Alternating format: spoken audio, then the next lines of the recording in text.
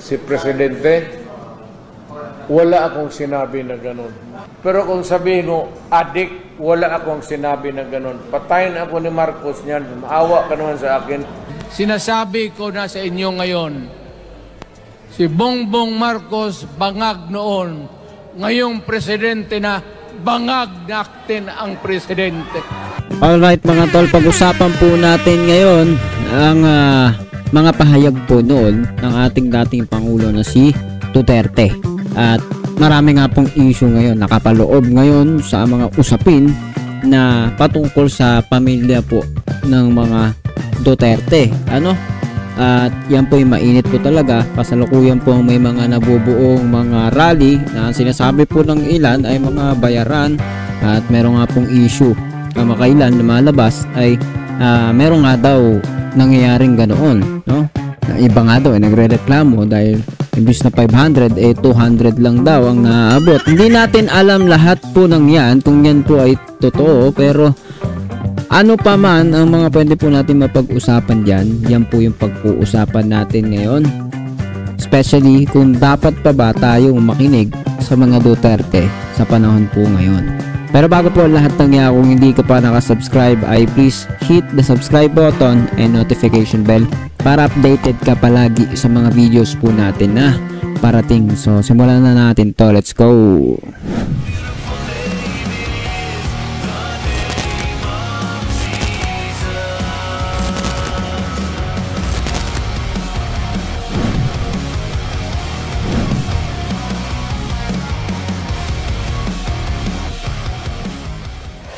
So yun nga mga tol. So kanina po may piniplay po tayo dito po sa channel po ni Hebara o Jevara PH, which is konti na lang ay magto 2 million subscriber na, ay naka-upload po dito yung mga dati po noon po na pahayag ni Duterte kung saan sinabi niya na adik ang presidente ngayon ng Pilipinas, which is si Bongbong. So sa mga di po nakakita niyan, ayan po yung piniplay po natin kanina. So play natin ngayon ulit. Ang presidente. Si Presidente, wala akong sinabi na ganun. Mama, you have to, even if you kill me 1,000 times, wala akong sinabi na ganun. Taking a drug.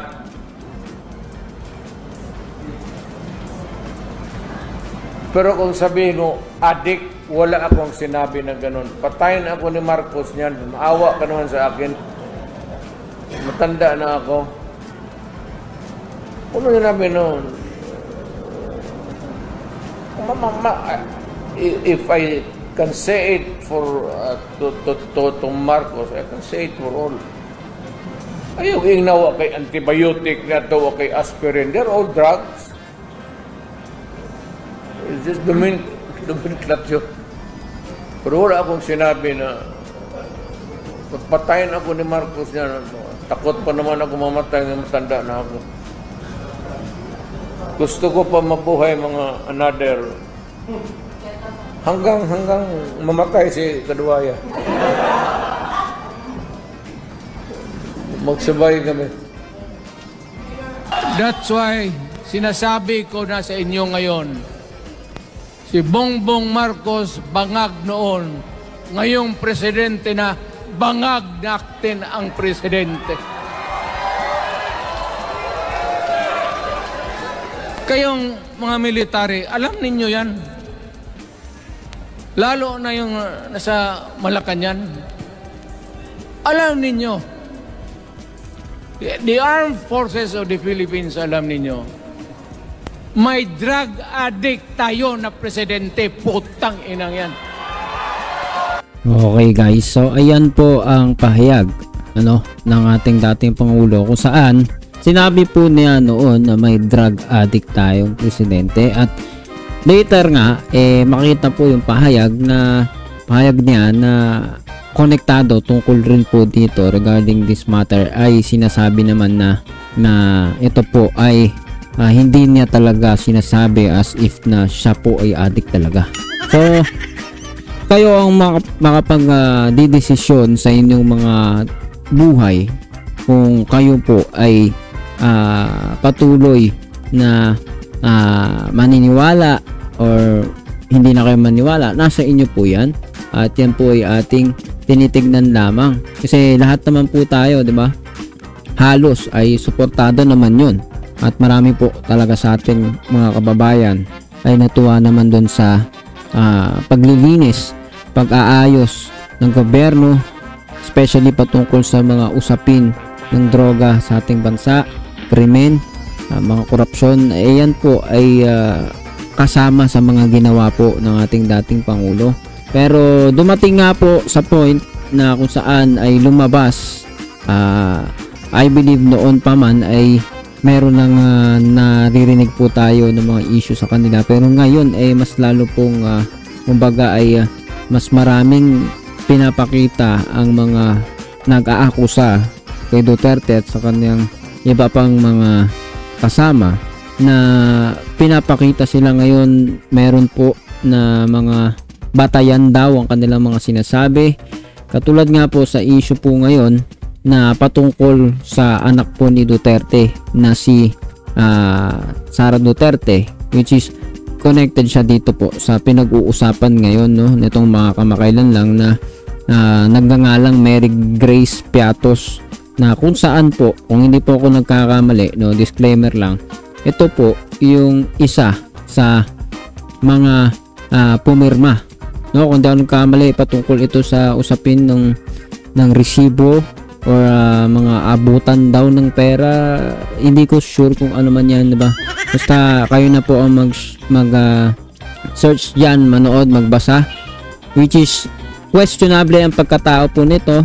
Hindi mapaniwalaan ng marami kung nag-exist ba talaga ang isang Mary Grace Piatos. Okay, pangalan pa yata ng Ichichirya yun, yung apelido. So ngayon po ay tignan po natin ng kaunti yung bahagya dito sa balita po nito. Ilalagay ko rin naman yan sa description o sa caption para mapanood ninyo. Pero silipin natin ng kaunti.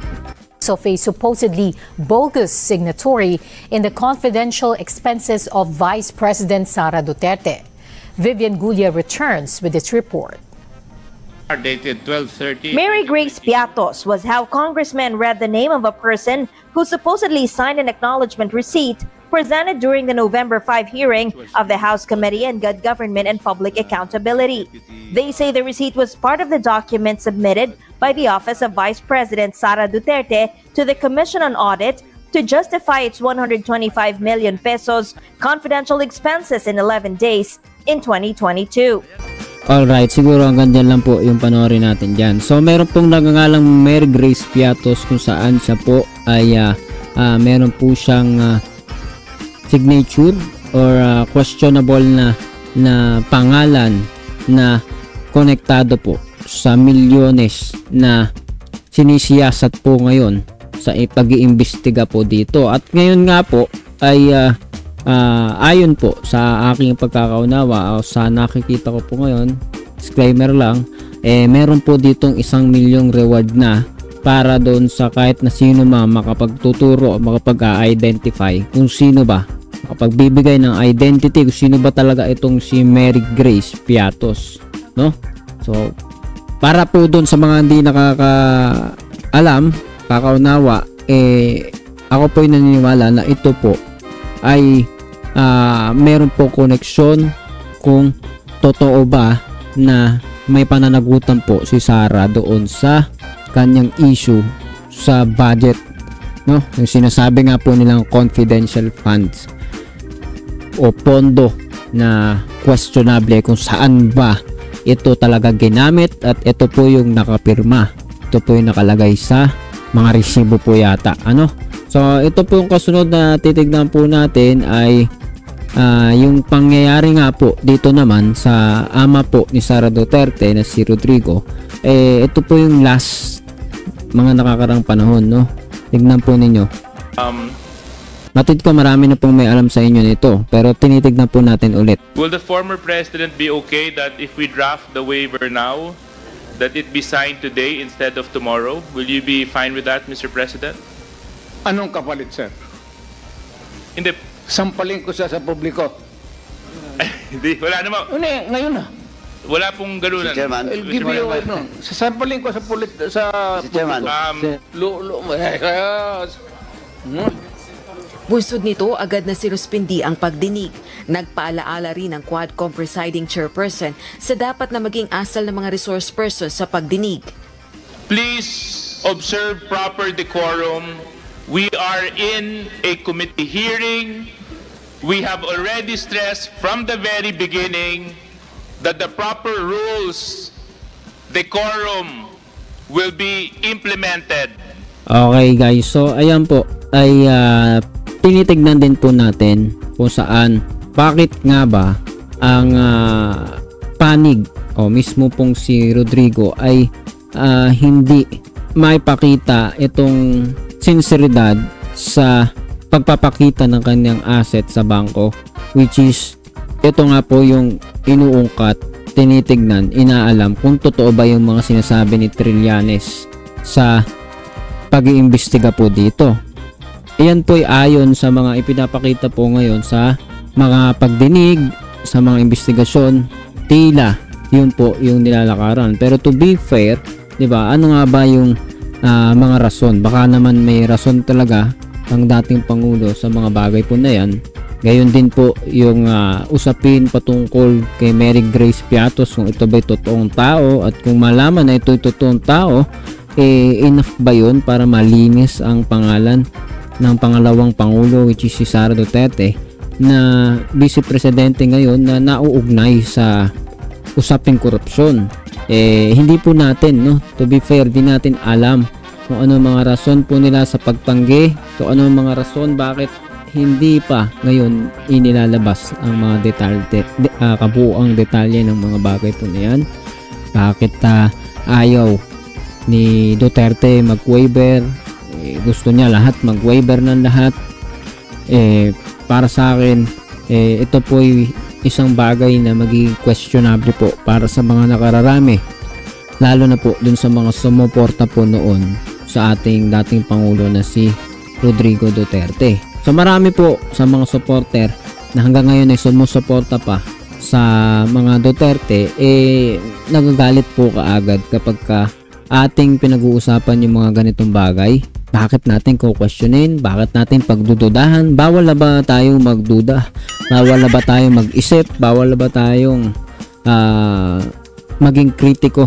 Positive, magbigay ng positive criticism, improvement? Kailangan natin manahimik na lang ba tayo? Kasi pagka ikaw ay nag-question, ikaw ay nagtanong, 'di ba? Neutral lang naman tayo eh. Iniisip natin, tama ba ang mga desisyon nila?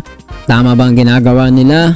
Ngayon, kung tinitimbang natin para sa atin, mali ito, kontra sa mga Duterte, sasabihin sa'yo ay bangag ka o adik ka. Sa akin lang po, very, very unprofessional itong ganitong klase ng pamamaraan. Isa pong bagay na mahigpit na makikita po nating sumasakal po sa kalayaan na tayo po ay magpahayag. Pero ako, I believe, naniniwala po kung may kalayaan po tayong lahat magbigay ng sentimiento. Ikaw, anong masasabi mo sa usapin po na ito patungkol kay Duterte at sa kanyang panig, no? Dapat pa ba tayo o questionable ba ang maniwala pa ngayon sa mga Duterte?